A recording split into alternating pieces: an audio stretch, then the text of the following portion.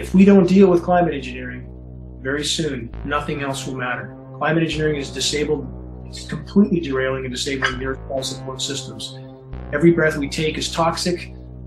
Every inch of the planet is now contaminated with these toxic heavy metals. It's destroying the ozone layer, just killing plankton. The downstream effects are absolutely cataclysmic. The military-industrial complex is too heavily invested to turn back. Only thing that can stop them is a public that wakes up fully to this issue.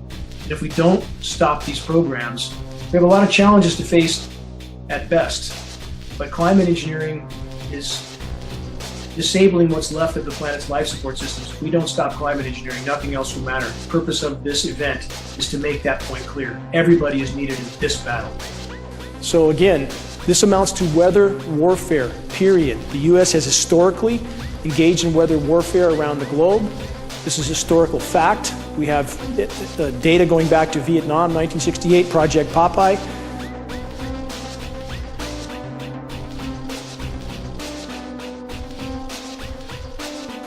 1976, UN passed resolutions forbidding weather modification in wartime. So again, this is not speculation. We live in a society that's been trained to shut down when they hear the word conspiracy theory. They've been conditioned pretty well. But the bottom line is this is the issue that can't be ignored any longer. People can ignore Kennedy, people can ignore false flag events like Vietnam and even whatever happened on 9/11, but this issue can't be ignored. When in the North State, for example, we turn on our water faucets and nothing comes out, that's the end of the road. This sort of sky that many have become accustomed to and think is somehow normal is anything but. This is an aerosol coverage that all of you seem to have seen before. And many people have begun to accept this as being natural, but it takes a lot of material to block the sun to that degree, and all that material is settling down on all of us. We're all breathing it in. Anybody who thinks that's commercial traffic is in a different reality. Semantics matter. Absolutely matters. When people Google chemtrail, this is what they come to, chemtrail conspiracy theory. I have friends with the Union of Concerned Scientists that have tried to clarify this definition by stating that this is a layman's term for geoengineering. When that correction is made, within minutes, it's erased and deleted. They watch this site very, very closely. They want people to Google chemtrails and come to conspiracy theory. On the other hand, if you Google climate engineering, in the first sentence it clarifies that climate engineering is in fact an application of geoengineering. So we have science. And this is what media never uses. These terms they don't use. Our local media here has avoided these terms like the plague because they seem to feel their job is to distract people from the truth. None admit these programs are going on, yet we see the full apparatus for their governance. This should be one more red flag that these programs exist. Public engagement on solar radiation management and why it needs to happen. You do have some now in academia who've shown enough spine to decide that the public should know. What a novel idea. That we should know we're being sprayed like lab rats. Please welcome David Keith. What are you calling you? I'm good with Mr. Keith. Okay, all right. Now you got a little book here called A Case for Climate Engineering. How will we save the planet? Is that you could actually spray sulfuric acid in the stratosphere 20 kilometers over our head and use that to stop the planet warming up in a ugly tech fix. You can spray something into the atmosphere to change. Spray pollution into the atmosphere to stop it warming. And you'd put, say, 20,000 tons of sulfuric acid into the stratosphere every year, and each year you have to put a little more. And this doesn't, in the long run, mean that you can forget about cutting emissions. We will need to rein in emissions. We'll get to it eventually, yeah. But it does. In the meantime, we're shrouding the earth in sulfuric acid. So people are terrified about talking about this because they're scared that it will prevent us cutting emissions. Right, and also that it's sulfuric acid. You're bearing the lead. Is there any possible way this could come back to bite us in the ass? But we put 50 million tons of sulfuric acid in the air now as pollution, and it kills 1 million people a year worldwide. Okay, and that's good or bad? It's terrible. But it'll be better if we put more in. We're talking about 1% of that, a tiny fraction of that. So we should reduce that sulfuric acid. So if it kills 1 million people and we're only doing 1% more, we're just killing 10,000 more people. You can do math. Okay. But that's so killing people is not the objective here. Killing people, not the objective. I just wanted to be clear. So let's say the United States and China say, yeah, let's do it. But Russia and India say, yeah, not do it. This is the kind of stuff I wake up sweating about. Exactly. Well, it's your goddamn idea. What happens to the sulfuric acid after it's sprayed? Does it just stay up there? No, it rains down. Okay. But as I said, it rains down. Okay. It's a tiny addition to what we're already doing. Have you gotten some grief for suggesting this? Sure. I mean, this is like writing a book that's the case for leprosy. But do you have one of those? Is that next? Yeah, it's a great weight loss plan. Psychopaths run the world. It's not an exaggeration. We have 4% of society is clinically psychopathic. That 4% ends up in positions of power, inevitably, because they'll do things that you or I won't do. So we have what appears to be a very small group of incredibly psychotic people that literally run the planet. And I would not have believed this 20 years ago, but after that many years of research, you simply can't come to another conclusion. The National Academy of Sciences report was part funded by the U.S. intelligence services. But Robach said the CIA and other agencies had not fully explained their interest in the work. Quote, the CIA was a major funder of the National Academy's report, so that makes me really worried who's going to be in control, Robach said. Other funders included NASA, the U.S. Department of Energy, and NOAA, that's the National Oceanic and Atmospheric Administration. So another way you could put this and summarize it is CIA funding geoengineering to weaponize weather. James? James, this strikes me as one of those types of stories that provides the perfect window into the insane disconnect between reality and actual reality, by which I mean there's the reality we're all supposed to believe in which weather modification is crazy science fiction stuff, and what are you talking about? That's insane. And then there's the reality in which not only the CIA but various other branches of the U.S. government and one can presume scientific organizations from around the world have been seriously studying this idea for, at the very least, decades. And again, we don't have to speculate about that. There's ample historical documentary evidence of that we can find in articles like the one that was recently released on activistpost.com by previous Corbett Report guest Peter Kirby, entitled Chemtrails Exposed, A History of the New Manhattan Project, which is a very, very thorough article going through decades and decades of documents talking about proposals for stratospheric spraying things in the sky, in the clouds, cloud seeding, this type of thing, as a way of controlling the weather. And in fact, as that 1996 U.S. military document, which has become somewhat famous, is called Weather as a Force Multiplier, Owning the Weather in 2025. Again, that was from 1996, and there's plenty of other documents like that have been kicking around for decades. It makes perfect sense that the CIA and every other branch of the US government and military would be extremely interested in this technology and would presumably be working on it, and presumably in secret, because they don't want other countries to know about that research. So why on earth should it surprise us that the CIA is suddenly always so interested in climate change and these ideas and funding all of these projects? Of course they have a vested interest in this, but you're not supposed to believe that, because that's crazy talk, right?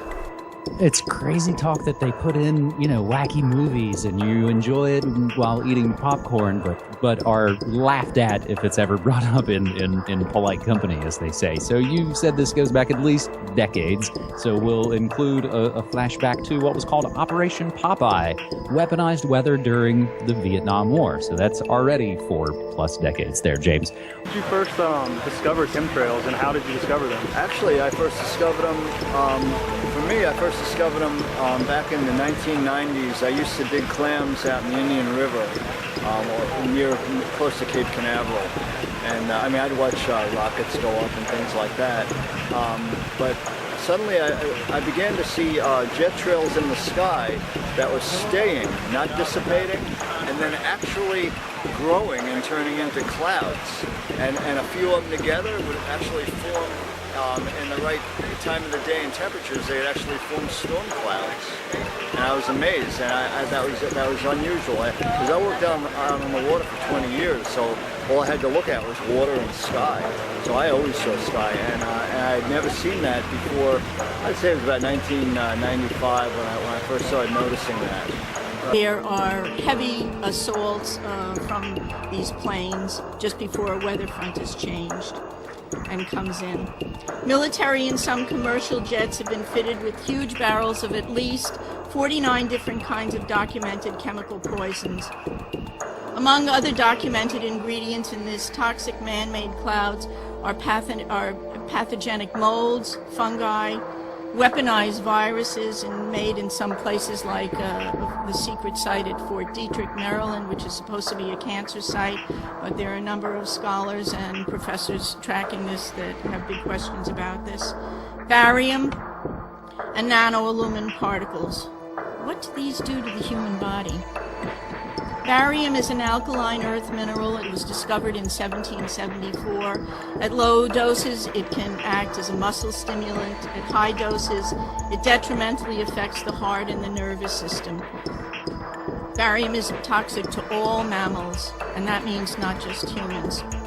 Aluminum, which is the most abundant metal in the Earth's crust, is known to diminish kidney function and destroy brain cells and cognitive function. Just think about it. Just between the aluminum and the mercury that we're breathing all the time, we've got already a serious issue about brain function and cognitive function. There is also documented evidence that the aluminum in chemtrails is released as nanoparticles, and that when they reach the Earth environment for wildlife, in lakes and streams, it's causing serious problems with wildlife there. Researchers are also finding that nanoparticles interfere with the growth of plants. Nanotechnology is totally unregulated. My job in the U.S. Air Force was working in bioenvironmental engineering. So we were an embedded liaison to make sure that we were tracking all of the aspects and impacts of the military, meaning what is the military doing and how is it impacting the environment, because we were accountable for that. Being government, we did not get any special treatment. We just couldn't be fined being another federal agency.